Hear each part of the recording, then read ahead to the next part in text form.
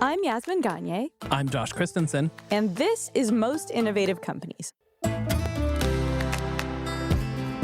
On today's episode, Fast Company contributing writer Ryan Broderick. People can look at his videos and immediately understand that there's something icky here. Producer and musician James Blake. It doesn't promote a sort of cult of personality / image. It promotes the music. And as always, keeping tabs. Oh, I want someone who's tall, dark, and handsome. That person is not dark at all, and most times they're not handsome. But first, here's the download. The news you need to know this week in the world of business and innovation. The GameStop news keeps coming. Meme stocks galore. The company reported its first quarter earnings ahead of schedule last Friday in the wake of the return of Roaring Kitty Keith Gill. That's our Roaring Kitty. Believe it or not, that was Yaz, not an actual kitty roaring. The report showed a 28% drop in sales for GameStop, and the company said it plans to sell up to 75 million additional shares of its common stock. That makes me sad. Anyway, United Airlines announced that it is going to start incorporating personalized ads in seatback entertainment screens. Hell yeah, about time. Oh my God. The airline has formed a media network called Connective Media to handle passenger data and sell ads to brands. Connective Media has already made deals with several brands, including Norwegian Cruise Lines, Macy's, and Chase. You know, I really hope Carnival Cruise Line gets in on the game. They really need some PR hope. And I think the most likely people to buy a Carnival Cruise Line are people trapped in a long coach seat flight. It's so funny to be on a flight and have somebody be like, take a boat. You know? Next story. Walmart shareholders voted down proposals on animal welfare, racial equity, workplace violence, and others this past week. Shareholders argued that these proposals, quote, weren't necessary. One specific example of a proposal that wasn't necessary was a human rights impact assessment that would better track supply chains to hopefully curb the cost and impact of human rights violations. Hell yeah. Elliott Management has taken a $1.9 billion activist stake in Southwest Airlines. The hedge fund is making a push to replace Southwest leadership, namely CEO Bob Jordan and Chairman Gary Kelly, with outside talent. Elliott Management has stated that it believes Southwest leaders are not up to the task of modernizing Southwest. What company would you take an activist stake in, Yas? Dude, Maltesers, and I would make them make those cookies I mentioned before more widely available, or Cadbury's with their chocolate fingers. That's true. This is very on brand for you. What's your activist stake? My activist stake would be steak, I guess. Omaha Steaks. A very unserious answer. But moving on to our final news story, Apple is getting into the generative AI game. The company, who has been more cautious about jumping into the fray, will be rolling out a product called Apple Intelligence. The technology will prioritize things like messaging and notifications, plus feature writing tools and a major upgrade to virtual assistant Siri. Sorry to everyone whose Apple products just went off after I said that name. And that is the news you need to know today. So, Josh, who is your favorite digital creator? You know, I don't even think I know his name, strangely enough, but I think I'm the biggest, most frequent stan of an account that does, have I told you about Roll for Sandwich before? No. I've never told you about this. I cannot remember this guy's name. I don't think I've ever bothered to learn, but I love this channel so much. So for the past 2 years, this guy has basically randomly generated sandwiches by rolling Dungeons and Dragons dice. Oh, you have told me about this guy. I've told you about this. Honestly, I look forward to it every Monday, Wednesday, and Friday when he posts it out. It's my favorite thing. That many times? Yeah, he used to do it 5 times a week, and then he cut it down to 3 times a week. But He has, I think we're nearly 300 sandwiches in at this point, maybe a little bit more than that. That's crazy. It's endlessly fascinating to just to tune in and watch him roll dice for bread and then main and then cheese and all of the random things and get some sometimes surprisingly great combinations and sometimes some terrible combinations. It's the escapism I need, really, on my Monday, Wednesday, and Friday.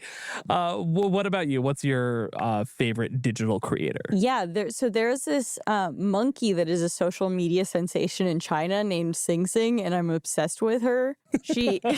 There's this monkey. If you start every story with "there's this monkey," I'm on board.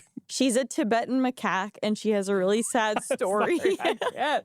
She's a Tibetan macaque. She's a I Tibetan- understand that's a true statement, but I just have to acknowledge how stupid that sounds. She's a Tibetan macaque, and she's so adorable. She has a really sad story, actually. So she was like, she lost her arm when she was a baby in a poacher's trap, and then she got taken into a Fujian circus, and then she either escaped or got rescued, and she was basically got caught in another trap while she was pregnant. And then this Buddhist nun monk, this woman, they call her grandma on the channel, found her, rescued her out of the trap, and now they're best friends. And there's Instagram videos of them. And it's mostly like Sing Sing is like really sassy, and she eats tons of fruit, and she's like really large now. I'm obsessed. Terrific. I'm obsessed with her, and I cannot recommend it enough. So why are we talking about digital creators? We're talking about digital creators because this segment focuses on the biggest one around. That's it, MrBeast. So basically, a nonprofit founded by right-wing billionaire Charles Koch was a key contributor to a recent video produced by the popular content creator. The video, titled "We Schooled Hundreds of Teachers," was uploaded on April 30th to Beast Philanthropy, a second channel MrBeast uses to showcase charity work. MrBeast, whose real name is Jimmy Donaldson, lists the organization Stand Together as one of the main financial sponsors.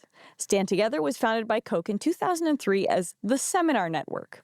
It describes itself as a philanthropic community dedicated to tackling the country's biggest problems, which range from education initiatives to what it calls freedom-minded solutions. You listeners can't see our script, but there were so many scare quotes around all of these, which really... Especially freedom-minded solutions. I'll let you fill in the blank on what that means with the Koch brothers. But what we're going to focus on today is how MrBeast's corporate structure operates. Here to tell us more is Fast Company contributing writer Ryan Broderick. So I want to dive in and talk a little bit about MrBeast and MrBeast Philanthropy.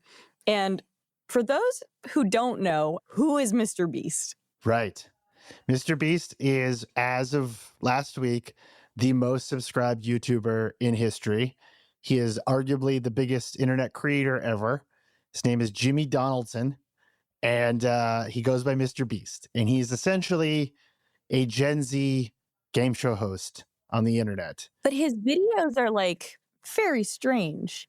And people don't like him because like of his personality. He doesn't have There's a few things around here. Yes, do you know intimately who Mr. I knew you knew. No, who I was Beast like, Did he's you... this guy who's kind of dead in the eyes, and he hosts these really compelling YouTube videos. I will say, for my personal taste, he's not like the most captivating person in the like world. A good guy, like but his videos are more about the stunts in the videos, is what I was trying to say. So why is he so popular, Ryan? I guess this is what unpack why people like things, how they like them. Sure. Yeah. No. So he is a student of PewDiePie. He has admitted that he spent.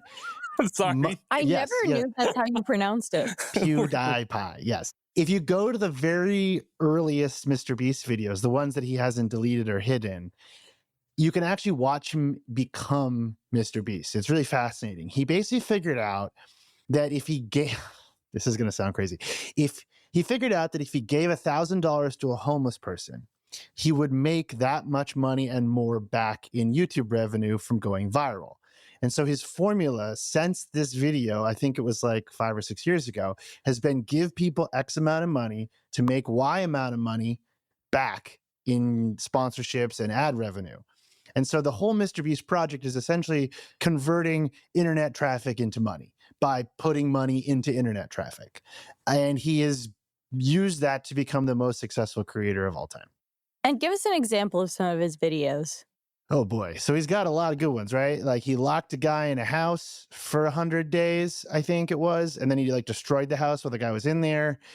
There's another one where like people had to like live in a room for a couple months. He's like destroyed really expensive cars. Oh, my favorite one is he drove a train off a cliff, I think, or a train into a pit.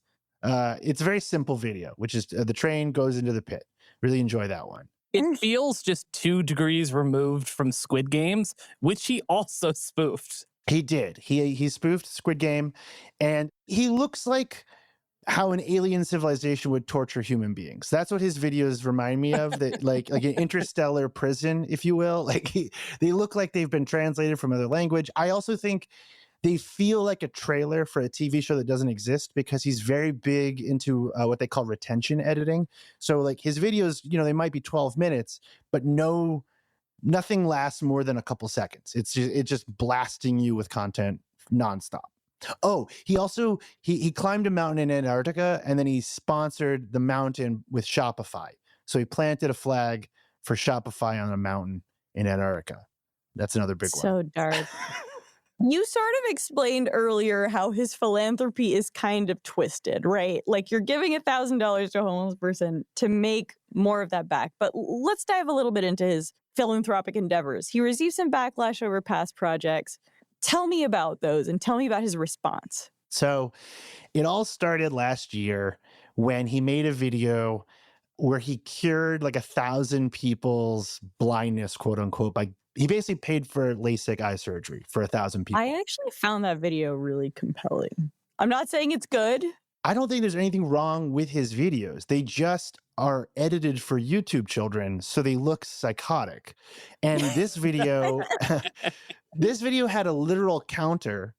So he has his own custom Comic Sans style font. I forget the name of the font, but it's like his own font. And it looks like Comic Sans. And like, there's a counter at the bottom of the screen of this video that's like counting blind people cured. Like that's the level of like nuts that his videos can get. So people are kind of disgusted by this video because it just feels very tactless in a way that's like very hard to describe. I think the question with that video came up with, okay, you want to be philanthropic. A lot of his videos are like normal people doing kind of like hands on a hard body type challenges to win some money. But then when they cross into this, like... Do not pretend that is a normal reference. Hands on a hard body? No one remembers this? You've talked about this to me. Is that when you put your hand on the car? Yeah, the last person with their hand remaining on the car gets the certain amount of money, which MrBeast has also done, by the way. Yeah, he has done. He did it with a private jet. God. That shit would destroy me. The shitty part that some people, like, the dichotomy here is, yes, did he help some people who probably wanted that help? Yes. But he also, like, paraded people around like it's charity porn. There is an unmistakable exploitative thing, yeah. And it has gotten worse. At the end of last year, he made a video called, like, I built 100 wells in Africa, which is when people got really mad. And he tweeted back basically being like, why are you mad at me? I'm helping people. And that is kind of where things were left, is that he doesn't seem to get why people are upset. Right. And, like, just to put it in plain terms, like, why are people upset? I would say that people can look at his videos and immediately understand that there's something icky here, whether it's the way that they're filmed, the way that they're framed. I mean, the fact that he calls it like Africa and not like the country of wherever he is. Like, he tends to take these big global issues like climate change or poverty, and he diminishes them. He depoliticizes them. He shrinks them and makes them fit inside the format of a YouTube video. And he makes these videos to go viral. And he doesn't see anything wrong with that. And I think the average person, a lot of people will watch these videos and they say, like, it feels weird. It feels weird that you're doing this. It's basically like turning charity into a stunt, if that makes sense. Yeah, there's something performative to it. And, you know, there have been like performative charity TV specials forever. Also, remember Coney 2012? Ugh, I never forgot. We're going to get him one day. We're going to find him. I really think MrBeast has a shot of finding Coney. I think that's the next project he's got to embark on. So to go back to the videos, how does this all end up happening? Like, how do the Koch brothers get involved with a MrBeast video? Yeah. So I spent a few weeks trying to like get anyone involved to talk to me because he does not. Like MrBeast, if you email his philanthropy arm, which is called Beast Philanthropy, they just send you back like a JPEG, like a Comic Sans JPEG that basically says like, we don't have the resources to respond to everyone. And they sort of assume you want money. So they're like, we can't help you. So I didn't get very far with them. That's what I should do in my out of office message. Yeah. I think it's a very effective outreach strategy.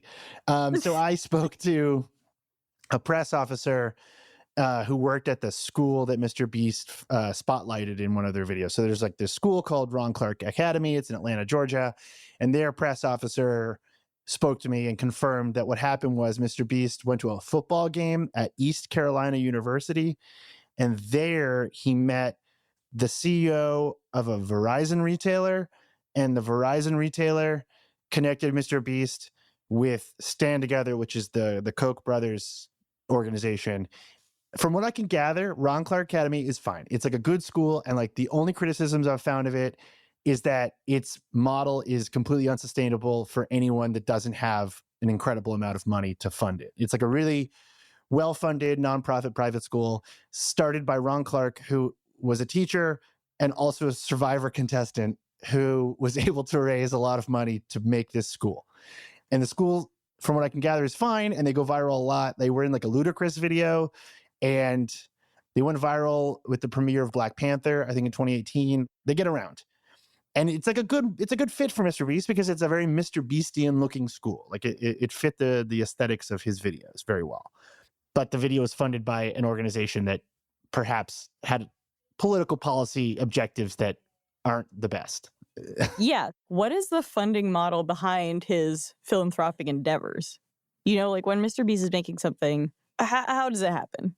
How does he give money to charity? Right. So we don't know a lot about how the Mr. Beast Corporation or the corporate universe of Mr. Beast operates. And I think we should. I know that he has Feastables, which is his candy company. I actually ate one recently. Is it good? It's pretty good. Yeah? It's pretty good. I know. And you know your candy. I know. I'm a candy addict. And I grabbed it. It was like in the area when you do self-checkout at Target. Oh, the impulse buy section. Yeah. Did it have the Mr. Beast golden ticket inside of it? Oh, no. Oh. I do think I would be here if it did. Yeah, right? Yeah. If I had Mr. Beast candy bar money, I wouldn't be podcasting, that's for sure.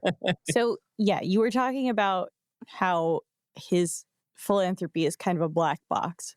But what do you know? ProPublica has like this great resource where you can look up different nonprofits and see, what their tax filings look like. And the most recent one for Mr. Charity, which is the corporate entity that owns Beast Philanthropy.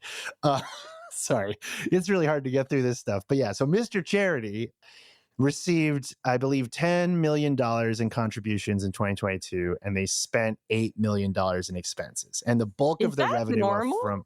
I mean, yeah, I like. I know there's a lot of overhead, but that does feel like a lot of overhead. So the Mr. Beast philosophy, if you will, is that, and he's done a lot of interviews about this, where he'll say like, money to get money kind of thing. Yeah, but he's gone further, where he'll say like, like I sleep on the floor of my studio, and all of the money I make goes back into making the best content possible.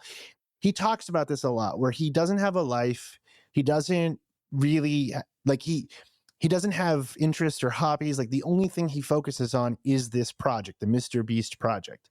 And so I wasn't shocked to find that he's receiving millions of dollars and he's spending millions of dollars within his charity. Like, and in a certain sense, that is kind of why charities exist, right? Like you donate money to them and then you spend that money.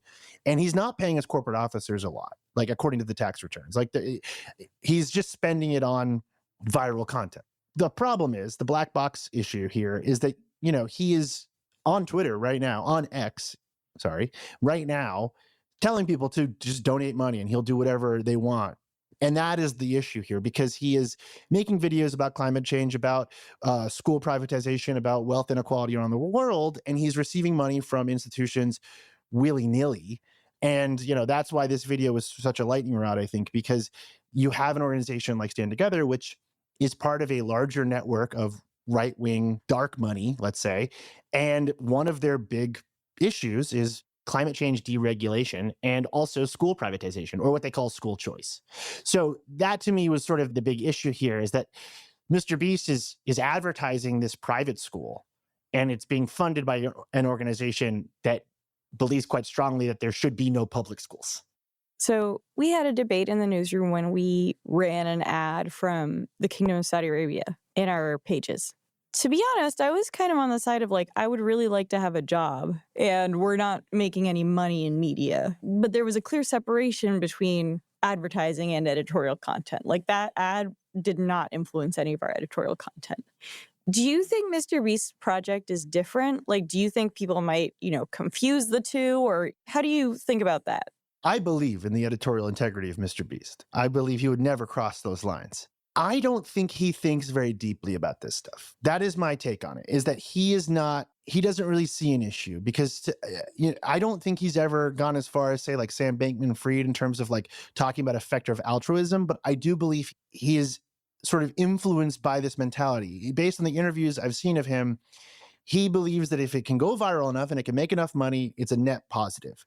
And I think that's kind of where he stops thinking about these things. I don't think, and let's be honest, he's 26 years old and he's been famous for 10 years maybe. So I can kind of understand why he's not thinking about these things. He also runs his entire operation. It's not like a traditional media company. It's him. And then now literally a small town supporting him. So I don't really know if there's checks and balances in the MrBeast universe. And I think that causes problems for him. And based on his own sort of responses to those problems, they clearly bother him. But I don't get the sense that he understands why. I do want you to explain the draw for MrBeast to do charitable things. Like, do you think it's just an altruistic move, or is there more behind it? Charities are a great place to put a lot of money if you're making a lot of money. All right? That's just how the U.S. tax system exists. And there's nothing wrong with that. That's why they exist. So if you are a 26-year-old making hundreds of millions of dollars a year and you need a place to put some of that money, a charity is a great place to put it. And honestly, like the work that he's doing, I haven't found any sort of like MrBeast comes to town 6 months later. There's no indication that he's doing anything underhanded.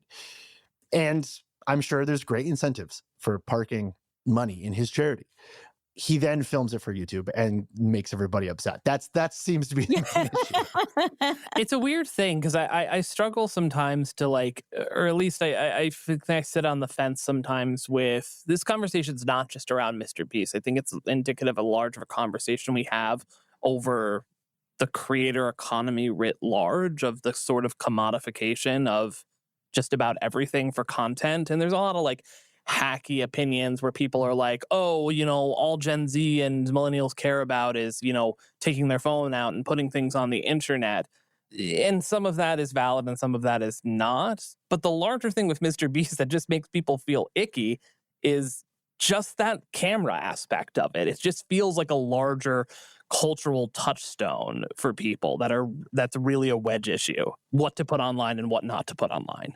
I also think that there is a certain amount of scrutiny that starts to pile up the more you go viral. And when you're operating at a level like MrBeast, where he is always going viral, nothing you do is perceived as authentic anymore because everyone knows it can't be. Like, he's admitted that he like A/B tested whether he should smile in his thumbnails. Like, he's this level of obsessive about like the performance of his content. So you can't spin around and be like, look at me, I'm cured people's blindness. Isn't that great? And it's like, no, dude, like nothing you're doing points to the idea that you're doing it authentically. He's even said in interviews that he strips out moments that show his own personality because it's bad for traffic. So you can't have both conversations simultaneously. That's the issue. That's so strange. How bad is your personality? Like, it's of a medium that's driven by, no, we need more personality and less facts. Maybe that's why we don't. maybe that's why our listener numbers are. Yeah, that's why we don't have MrBeast numbers. We need producers strip out more of Yaz and I's personality. Clearly, it's off-putting. I mean, you joke, but like I've spoken to some very big like creators on meta platforms in particular, and they'll say like the more you reveal your personality, the less traffic you do, and so there is this tension there. So we should all just be. We should all, flat. And this is why AI is definitely going to replace us. So, just to talk about his business a little more, can you tell us kind of how it works? It's, it sounds like he bought a hotel at some point. He's obviously got this candy money. Like, how are his business finances structured? I do know that he is currently in a lawsuit against the company that is running his burger stand in the American Dream Mall in New Jersey because he was upset at how bad the burgers tasted. So that's a little... That's actually awesome. Yeah. Hell yeah. this is the thing. I don't think he's malicious. We're used to this idea of like the Logan Pauls of the world, like doing these insane things that are like awful. Yeah. But the further you dig into MrBeast, the more you realize it's weird. It's not like on its face malicious. He's like a weird guy. Yeah. Yeah. That's why I said I don't know really how to feel about this. Like everything with MrBeast. Like I have an underlying sense of like uneasiness, but then I'm like, what's really bad about this? I guess it's more about nuance, really. I like to think of him as like the unease that we feel is because we're sort of staring at YouTube's algorithm stripped raw, right? Like we're seeing exactly what you need to do to be the most viral person on YouTube. And it feels strange. Looking at the face of God. Yeah, we're staring at like to look at MrBeast is to look into the abyss. Like we're seeing the bottom of the void. That's the title of episode right there. Yeah, it is the true beast that we are seeing. He's in talks with Amazon to launch a game show, right? He's got a whole bunch of random things going on. So he definitely seems to have reached a plateau. Like if you look at his numbers for his videos and his subscriber counts, he's not growing as fast as he used to. He's still growing, but the rate has definitely slowed. And I think he's the type of person to notice this. He's clearly trying to find an off-ramp. The other thing is that 26, 27 is kind of the line in which you can no longer really be a YouTuber for the demographic you're used to. Like you kind of age out or you become a child performer. And I don't get the sense that he wants to be that. What if he does like dad content? Like pivots to, like. You joke, but that's what PewDiePie's doing right now. He moved to Japan and he got married. And I think he has a kid now and he just does like dad content. He's learning to draw. He's learning to draw anime.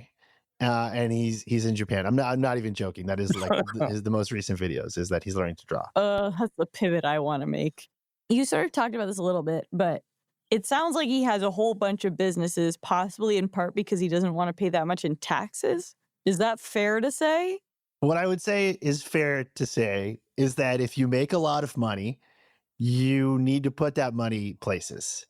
And, a good businessman figures out vertical integration and, he's got his candy company and his charity and real estate and lots of fingers and lots of cookie jars. And it all seems to be kind of going towards this idea of making the best quote unquote content. He's trying to produce the biggest, best YouTube videos of all time, which is, I think, for anyone born before 1998, a bizarre idea. Yeah. But for him who grew up watching video game streamers in which YouTube was top of the world, like that's actually not that crazy. Like for him, YouTube is everything. Right. I feel like you could totally buy a hotel, get people to sign waivers, put a bunch of cameras in it, and just like call it a reality show. Oh yeah, you could. I feel like that's like a very solid business model. I'm sure if he hasn't already done it, he probably will. It's coming. So MrBeast is the richest and biggest internet creator. What's his net worth, by the way? Do you know? Over 500 million. What the fuck? As of this year. That's crazy. Yeah. He's making a lot of money.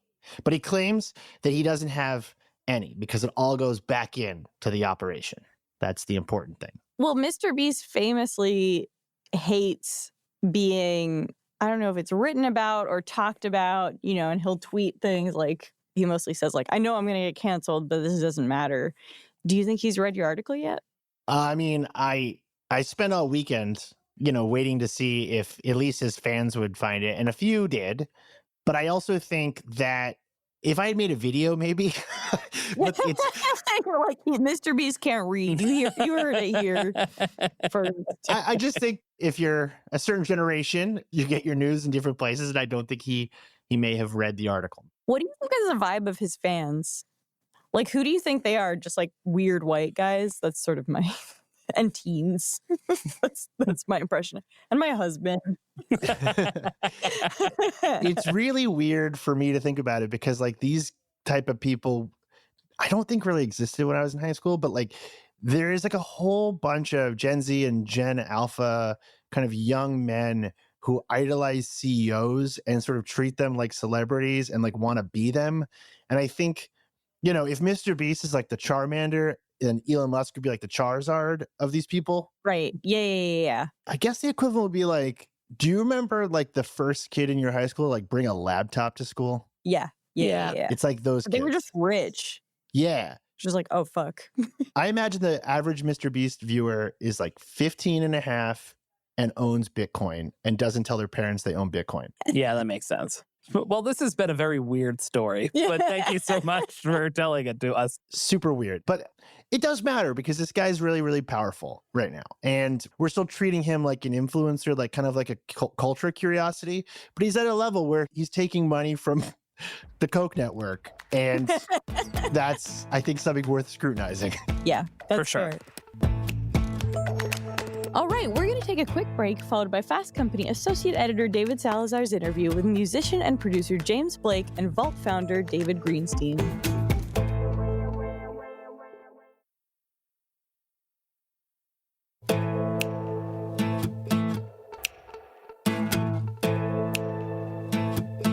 Okay, now we're going to hear an interview with David Greenstein and musician James Blake. Greenstein is the founder of the music subscription platform Vault, and Blake was the first artist on Vault and has been vocal about its potential as a new way for fans to engage with their favorite artists. Associate Editor David Salazar chatted with them about experimenting with new ways to monetize music. Thanks for joining me, guys. Thanks for having us. Thank you for having us. I am very interested to hear sort of what your thinking is behind Vault and sort of the circumstances that you think are make it a good time to launch something like this. So yeah, I would love to get from both of you where did the idea come from. I know that you also work with another music discovery platform. Would love to hear where the idea for Vault came from. And then James, if you talk about how you got involved. So I'm David. I'm the founder of Vault. Got lucky as a kid working at Atlantic Records when I was 13 because Craig Kalman, who still runs it, went to my high school. And I've always been obsessed with new ways to monetize music. I think music is one of the most under-monetized media assets in the world, which I'll get into. And I think the way in which music is discovered and released today is incredibly stressful, and wanted to create new ways for artists to be able to put out music. And Vault was really initially meant as an experiment on how do you get people to spend more money on music in a world where music has basically been devalued to essentially zero. Most of my friends are not trying to spend any additional money because they get all the music in the world for $10 a month. And so Vault was an experiment around when thinking about which music people would pay for.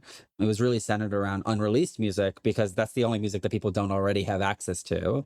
And we wanted to experiment with like new ways to monetize music because today, you know, it's a one size fits all solution with streaming where obviously there's different streaming rates in different countries and everything, but let's just say that there's one giant streaming rate for almost every single song out there. And I've always found that, and we at Vault found that like very inefficient because hardcore fans, you know, end up spending pennies per year. And not only have to spend pennies per year, but they have to spend 10,000 hours or 10,000 streams to basically give an artist, you know, $1 or a couple dollars a year. And so we wanted to change the way that how do we actually have hardcore fans be able to support artists through their music? What do hardcore fans want in return? Oftentimes that's new music. And how do we change the way that not only we just we monetize music, but also the way we release music? And the other thing I always say is like, I think a lot of artists are sitting on the biggest song of their career, sitting on their hard drive.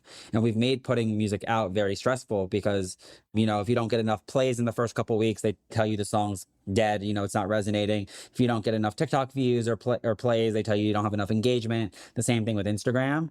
And so we wanted to make it we wanted to just change the way that artists can release music directly to their fans without the feeling of being judged, all while owning their data and their access to their audience, which is something that is not currently present in the current time view. So that was basically an experiment that we wanted to test specifically around unreleased music. And we were getting ready to launch. And, you know, I saw James's tweets about the music industry, and hopefully this is a good segue. But I basically said that is a way more articulate version of why I'm building this. And so I actually tweeted at him saying something along the lines of like, imagine if NBA players got told to play in the NBA for exposure, because one of James's tweets was about how everyone tells you that music is just this exposure tool and you should be grateful when things go viral. And then that's how we connected. And, you know, that's the start of how James got involved. Yeah, but I think my sort of frustrations with the way things are, what I didn't sort of account for is how much support I'd receive when I said those things. And look, I'm not the first person who's ever, you know, complained about the setup of the music industry, of course. And I'm also not the first artist to go independent or try and look for alternatives. And there are alternatives to releasing via the major label system. And all that stuff and streaming. But I think currently, the way the situation is at the moment, I don't really know anyone who loves putting out a song and then having to make 4,000 TikToks to promote it, to feed the algorithm and to kind of game the algorithm and basically, and kind of remind it that they exist. Because obviously, if you're not posting constantly, then the algorithm decides that you don't. And that's just a fact of our existence as artists. I talked a lot about payment and how artists aren't really being remunerated a lot. And if you look at the current setup, if an artist wants to release a song, you're uploading it to Spotify, or whatever, but then your options are use Instagram to promote the song. So you're not being paid there. Your Instagram sends people to your TikTok, Twitter, all these other places, none of which pay you. YouTube, whatever. It's like, what is this ecosystem that we live in? It's like each one we send people to pays us a nominal amount. And it just becomes kind of impossible to want to release through that kind of system for almost any artist, apart from the fact that we have to. Now, and I think this is happening with general industry. I think what's happening is the top-down system is in question. I think it's kind of panicking across multiple industries. We're in a time where, if you notice around you, people are starting their own production companies, they're starting their own businesses, they're starting their own situations to take control, liberate themselves from these kind of unpaid situations, really, in creative industries especially. If we could just recap a little bit about what you were talking about on Twitter, which is a lot of what you just said, but just sizing up the difficulty with the music industry, right? Even if you're not a major label artist, the idea is, right, you put out a song and then you do your best to get exposure for the song so that people will stream it, but then there's a difficulty of even getting traction and then getting paid by streamers. That sort of a lot of your frustrations. What else are some of the big barriers? For a musician, if you're signed to a major label, then your label probably has shares in the streaming platforms. If not some, then a huge amount, to the point where essentially when streaming took over and we were left with pennies rather than what records used to sell for, it's like if you sold a decent amount of records in the 90s, we all remember that those artists went on to make a lot of money. Now, whether they got ripped off as well in other ways, that's would have been a sign of those times. But the fact is that records made more money. And now the only thing that really makes decent money is live shows. And the live industry is really struggling because obviously since the pandemic, supply chain stuff, all that, flights are 3 times as expensive. It's very hard to get bands. A lot of bands are cancelling their tours right now because it's very difficult to fund them. Certainly to profit, it's difficult. But if you look at just the record sales aspect, artists were not consulted when streaming platforms took over as the main method of listening. And the deals that were made between the streaming companies and the record companies, we were also not consulted about. And our catalogs were diminished in value while equity in those streaming companies was bought, essentially, without copyright, with our intellectual property. And so now we have a situation where the musicians don't have equity in the streaming platforms, but the labels do. And the musicians are getting paid 1/10 of the amount, but the labels are not. The labels are having some of the best years they've ever had. I've been told that many times by people who work at them, which is ironic, during the pandemic, having a conversation where, most musicians can't even tour and streaming has decimated their income. And then I'm having conversations with labels and the label managers and bosses are saying, oh yeah, we're having an amazing year. And it gets worse and worse. Obviously, something needs to change because we're not getting any more equity in these things. What do you do? And I think most artists are eventually going to find another route because, labels will in some way evolve and adapt to the situation. But I think it's very difficult when we just don't have any equity. It's like, who cares what they do? To outline the problem, I think one is like music today is a very one size fits all solution. So it's not to say that streaming, like, and I think streaming does work for some artists. Obviously, if you're one of the biggest artists in the world, right, then the business model is get tons of people to pay you micro amounts of money. And if you have millions and millions of fans, then like obviously it's going to pay dividends. I think the main thing is that there doesn't necessarily need to be a one size fits all solution for music or for artists. And if you have a fan base that's small but really powerful, you should be able to make a living off your music too. And I think too often I've heard stories of like artists that basically just think that music is a loss leader, either because they're in a bad recording contract or because they don't have enough millions and millions of fans. And so they just use music for exposure. And then they rely on other revenue streams like merch and touring in order to make a full-time career. And that always bothered me because music is the reason why I go to a tour. It's the reason why I buy merch from an artist. And so it feels weird that the thing that is like the centerpiece of like what we all, love, billions of people around the world love music, is one of the more under monetized things when it comes to music. And so they make a piece of art, and then, for various reasons, if they're in a deal, they might get told, hey, we're not ready to put out this song because you just put out a song last week, or we don't think this song is your best song, which I always found really weird because like I don't believe anyone actually knows what is going to be like a quote unquote hit song or what's going to resonate. And you see this all the time where sometimes a song gets really big on the internet, like that nobody thought was going to get big, or not even the artist, the label, the manager, the fan, whatever. Stopping music from coming out is the only way to guarantee that, songs don't see the light of day or don't have a chance.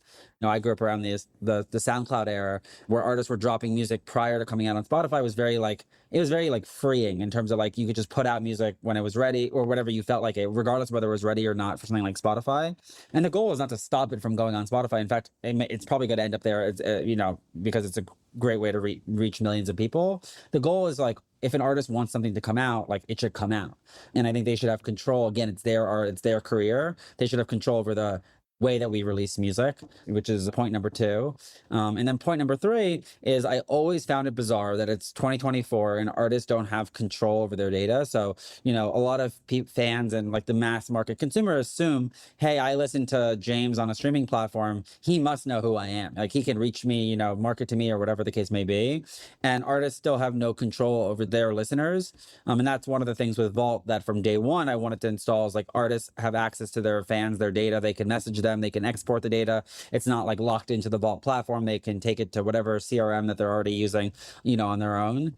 I think it's about pushing the music industry forward. And I think, if there's a world where artists have control over the pricing of their music, they have control over how they release their music or when they release their music, and they own their audience in terms of the data and, not having to conform to any algorithm. I've been talking about this with a few folks throughout the industry, right? Which is that sort of this year, partially driven by some Luminate data that came out early in January, is that everyone's going after the super fan right now, right? Whether that is independent artists, whether that's labels, there are a ton of sort of various efforts there. And James noted that there are a few other, there are different places to do this. There's Patreon, there's Bandcamp. There was until when Defunct was Drip.fm. What is the differentiation here for artists and fans that you are hoping will bring people on, both artists and fans? I think most of the other fan club platforms that you named, they're not specifically built for music. And it's small details. It's like the music player, a chat system that's like obviously like incorporates music and you can attach songs to the chat. It's the idea of fans getting texted about the song. It's very geared for like a music artist life cycle. And I think one thing I'm particularly proud of is like what James talked to is genuinely true. James runs this vault by himself. There's no other person involved that's like running it, no social media person. Not because like that's not an okay thing to do, but I think the goal was to make it so simple that, an artist that has a million things going on like James could actually run it, himself. But it's also private. Let's say I'm talking to 100 people. However many people have subscribed to my vault, it could be 100 or 2,000 or 100,000. The point is that it's not going to spin out of control. So you're not going to tweet something and then like 2 weeks later, you're still having your words fucking taken out of context. Like people reading into things you didn't say out of the context in which you first said them. You're just talking to people like you would in a group text, right? Which is a completely different scenario to speaking online about things or saying things online or comments online. I just hate the way I am forced to communicate with everyone possible in the world at one time. It's like, that is not good for your brain as an artist. You want to, or even just generally as a human. Like, I don't say everything I say for absolutely everyone on the planet. I say it to the people I'm talking to. And I think what a chat room does is it creates a very strong division between, or a dividing line between you and the people who came to this place because they love your music and because they want to interact with you specifically, and the endless exponential potential engagement of something like Twitter or Instagram. It's a safer space to speak about music and speak to your fans. I find it personally, I can't speak for other artists, but I find social media extremely overwhelming because of that phenomenon. I think we've seen it over the course of the last few years, where it's like, it's actually not easy to engage when, as soon as you develop any kind of platform at all, never mind a huge platform, any notoriety for your music, it becomes harder and harder to be yourself, because being yourself, you've seen routinely people's heads get chopped off. So you just want to speak to the people you want to speak to with some degree of control and privacy. And I think that helps. Yeah, I actually think the reason why Vault is different or unique is like actually very similar for artists and fans. I think for artists, it's like the best way to release music that you want to release directly to your fans and engage with them in an intimate way. Similar to like, you know, what a concert is. And I always say concerts are one of, if not the best experience in music, where people gather around to talk or to hear music and hang out together. And then for fans, it's the best way to receive music from an artist directly to your phone, and engage with your favorite artists in intimate ways that maybe you aren't able to do today on something like social media. And the reality is, like, the majority of artists are not currently able to do that, even on something like Instagram today. I think a lot of the other subscription platforms focus on like exclusive content, like behind the scenes videos, which is amazing and awesome. But really, you know, most fans, like, what they want from an artist is more music. And so this is, again, really centered around the music, and not around, I'm not saying we won't include or we haven't already included, you know, other things outside of it, but the centerpiece is definitely the music, because we think that's the best place to stir up conversation, the content that artists actually want to make. There's no exclusive content that we need to ask artists to make for Vault, because it's already sitting there on the, you know, on the hard drive, or they're currently already making music every day in you know, the studio every week. It's an endless supply. Yeah, it's not yet another content ask. Exactly. I wanted to be involved with a platform that doesn't promote a sort of cult of personality / image. It promotes the music. It's about the music. And I think that as an artist who makes music, and that's my primary concern, I don't know if you've noticed, but it's not my image, I just feel more comfortable on a platform like this. And not everyone is gonna, you know, I mean, listen, you can still upload images and video and all that stuff, but it's not primarily about scrolling content and grabbing the maximum amount of attention in the smallest amount of time. It's about music.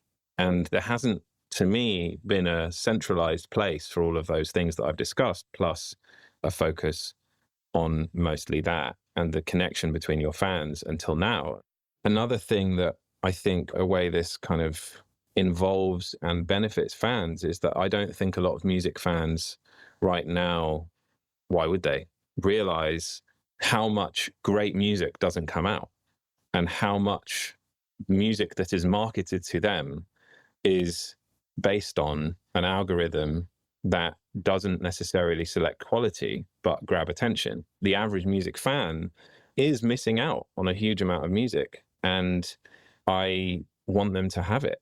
Certainly from my catalog, I want them to have things that I love that didn't suit streaming, as well as things that do and will come out later, and also things that I want to show them first. I wanted a waiting room for the outside world where people could actually experience this stuff in a low pressure environment too, somewhere I can put music out and see how it feels to have other people hear it. Why is there no middle ground? We either basically have the studio where we can play it to our friends and our family and maybe get some comments and whatever and some feedback, or we have the entire world. It feels like there's no sort of place for that music to kind of live in the outside world, but in a more kind of curated and enclosed environment, it's a very, very vulnerable thing to do, to release music. It is involved in all of your emotions and the things you've written about and all that stuff, and to just like stick it out there and go, oh, I didn't do a bunch of first weeks. Okay, well, shit, I'm trash. Forget it then. Like, it's nice to be able to just play it to some people who already love your music and already care, right? And that could be 5 people, or it could be 500,000 people. It doesn't matter. The point is that space is there. And regarding the thing about scale, when it comes to artists, something that comes up a lot is, well, if you're not a huge artist, then how's this going to work for you? And what I'd say is that the economy of scale works across all of those streaming platforms. If you don't have a lot of Instagram followers and you don't have a lot of Spotify listeners, then you're going to struggle to make money. And those platforms are making it harder and harder to actually reach the people who are your followers through algorithms being throttled. And now you've actually got to pay to promote your posts to actually get all of those people to hear it, see it. Now, these platforms, people have been building these followings that they have for, I don't know, how long, 10 years, 12 years? In a few years' time, where instead of uploading content every day that doesn't really relate to you or your music particularly, or maybe is something that you just felt you had to do because that's what the algorithm demands, you were building a following on Vault through all the different methods, right? Now, you can imagine that the monthly income you're going to derive from that is going to be a lot more relevant than, say, 100,000 Instagram followers. We haven't done the maths for what that equates to in terms of Vault listeners, but I mean, the economics are just almost laughable. Yeah, definitely. And I can totally see the appeal of, whether it's for artists or fans, to find a space outside of the algorithm or mainstream social media. Like I said, in a moment when basically every major label and music organization is really trying to hone in on a super fan and unlock as much value as they can from the sort of ecosystem that they've locked themselves into with streaming, it's interesting to see something that could be a new model, or even not even a replacement model, but something that can exist outside of that. It's really fascinating. It's also super cynical, isn't it? Like the idea of like going for the super fan. It's like, what?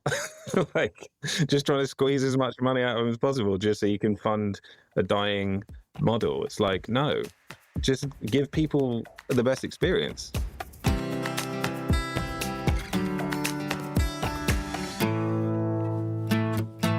Okay, we are back with Ryan, and also joining us is our video and podcast fellow, Melina Scott, who's been super helpful but is sadly leaving next week. Now it's time to wrap up the show with Keeping Tabs. This is where each one of us shares a story, a trend, or a piece of pop culture we've been following.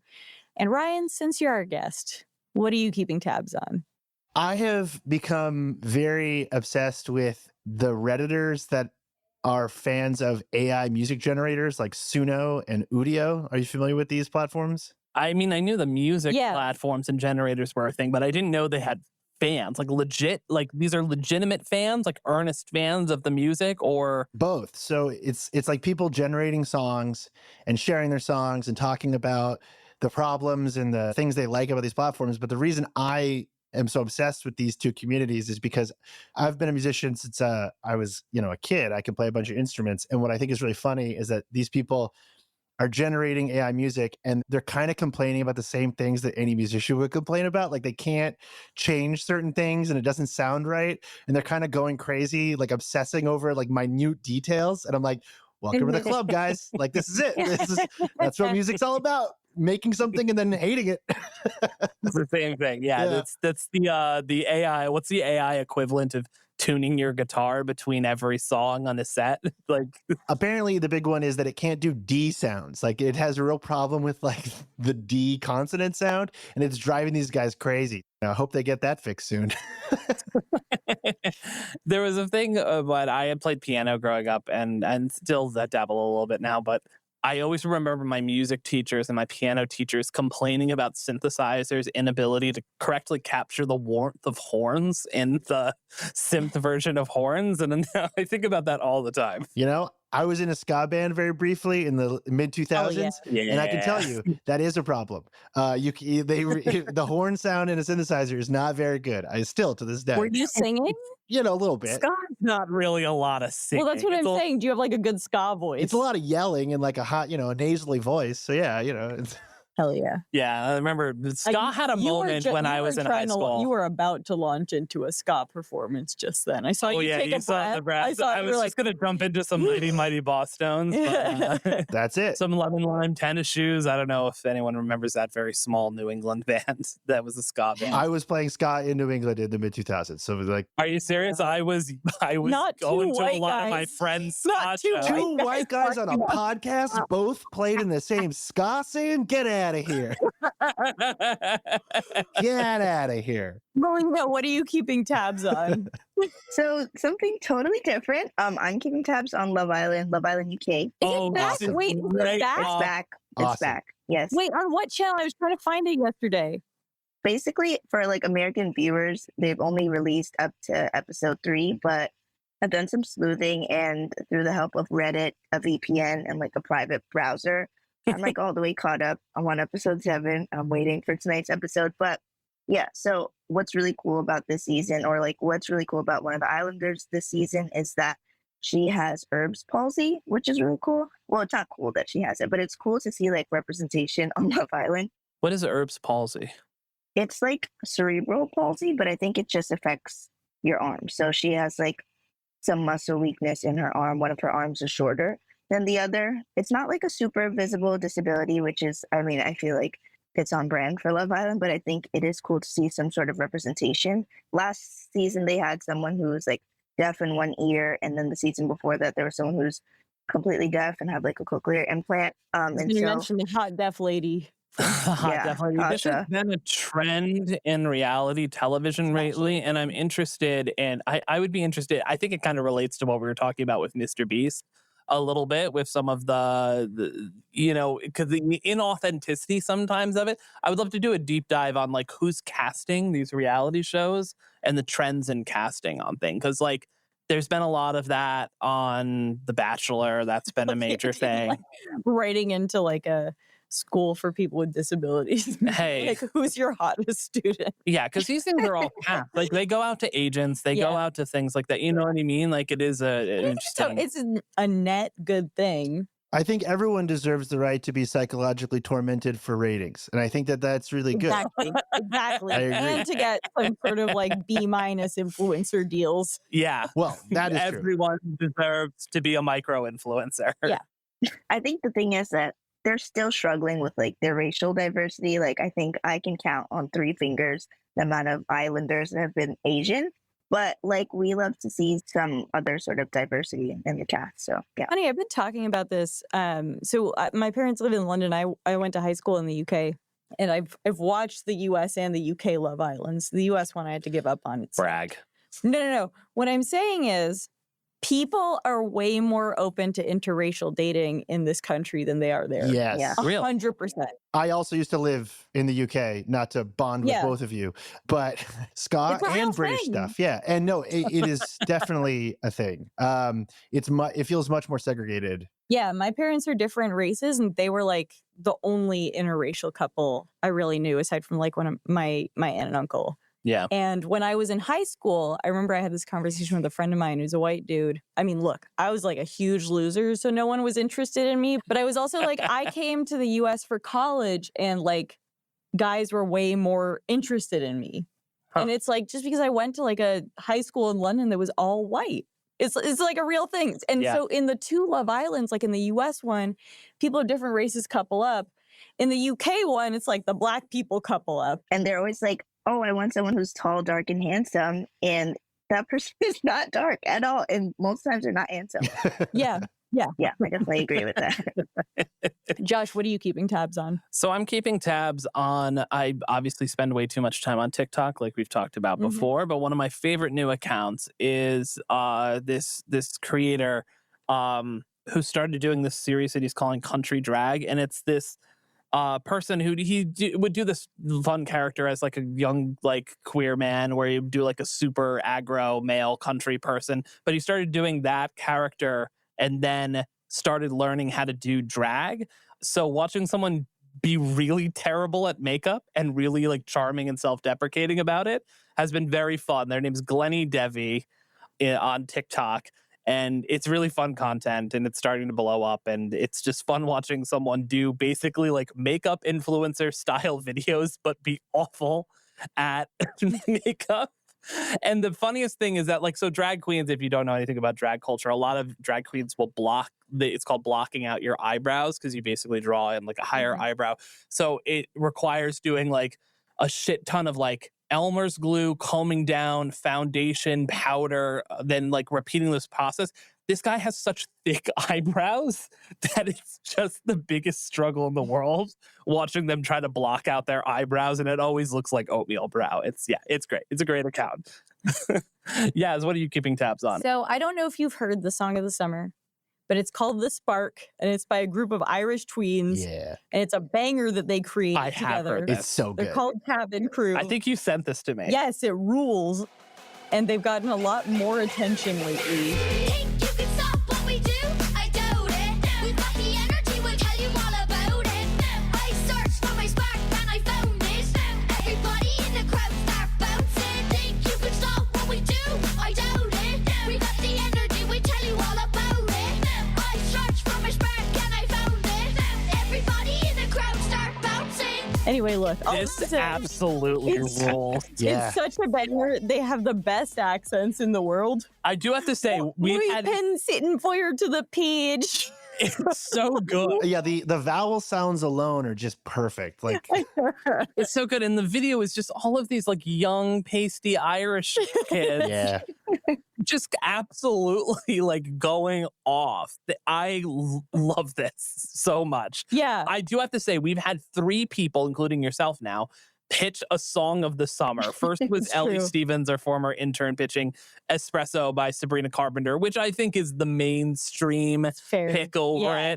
it. Then we had AJ Hess pitching BBL Drizzy, which came out of Sure. the Drake Kendrick feud. And then you're pitching, which I think is the ultimate hipster pick for Song of the Summer, The Irish, sport.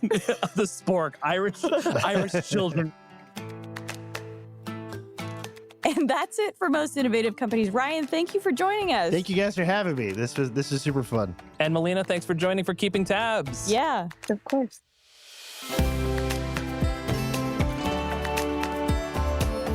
Our show is produced by Avery Miles and Blake Odom, mixed and sound designed by Nicholas Torres, and our executive producer is Josh Christensen. Remember again to subscribe, rate, and review.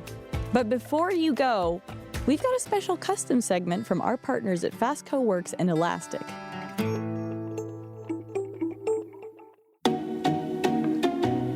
It's in the news, in the boardroom, and on the lips of every business leader. In fact, 99% of organizations surveyed by Elastic say it has the potential to drive change within their companies. We're talking about generative artificial intelligence, and it's a lot more than chatbots. But what must business leaders do right now to leverage this opportunity for success? Elastic, the search AI company, in partnership with Fast Company, will expand on this and more. Joining me for this conversation is Matt Riley, General Manager of Search at Elastic. Matt, welcome.